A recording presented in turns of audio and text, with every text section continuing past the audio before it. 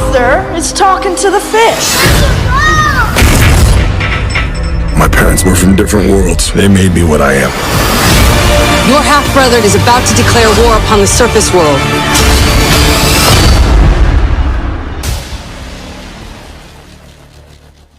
How's he different than the other superheroes?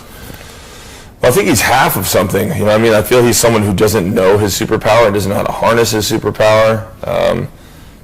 I think he has saved people, and I think he's lost a lot of people. I don't know if he knows how to talk about that loss, and I think he spends a lot of his time alone and trying to help when he can. But when he's called upon in Justice League, he has to do something great. And you know, he finally gets friends, and then when he goes home, he still doesn't believe in himself. I'm so happy to be a part of the change and representation of women in not only the comic book world, but also in the entertainment in general, entertainment industry in general. I think all across the entertainment industry and all across many other industries, we're finally starting to see a shift in how we respond to the growing demand for better, fuller, more accurate representations of the female experience, of women, and the female experience in general. We are finally starting to break some of these long-held standards, and our movie Aquaman breaks a lot of standards, a lot of rules, and I love that I get to play a fierce, strong, badass, empowered superhero, even though I'm a woman.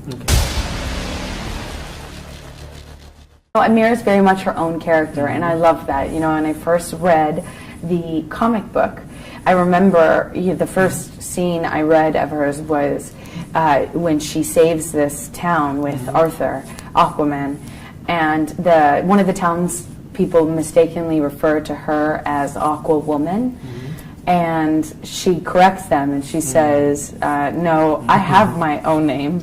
My name is Mera."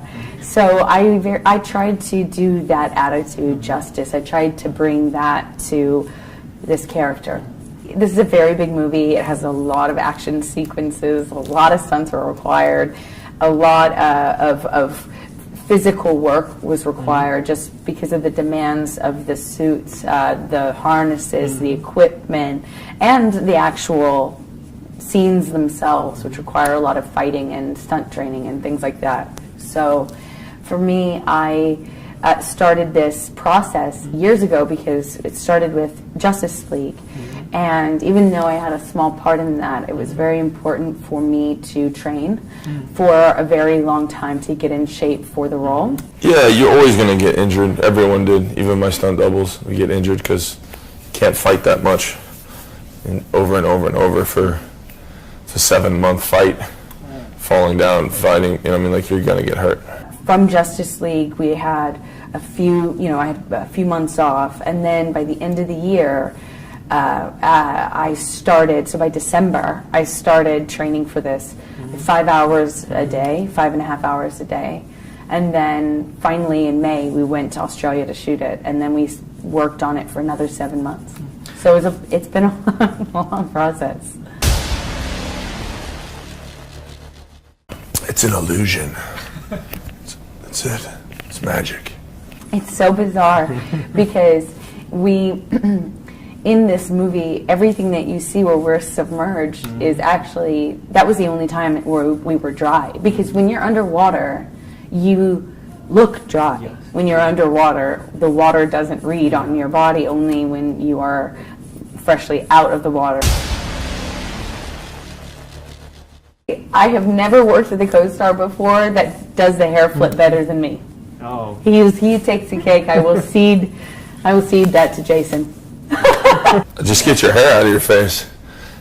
Get your hair out of your face. That's all you do. Flip it back. I listen to heavy metal, so I'm really good at it. I came to save my home and the people that I love. That was awesome. Atlantis has always had a king. Now it needs a hero.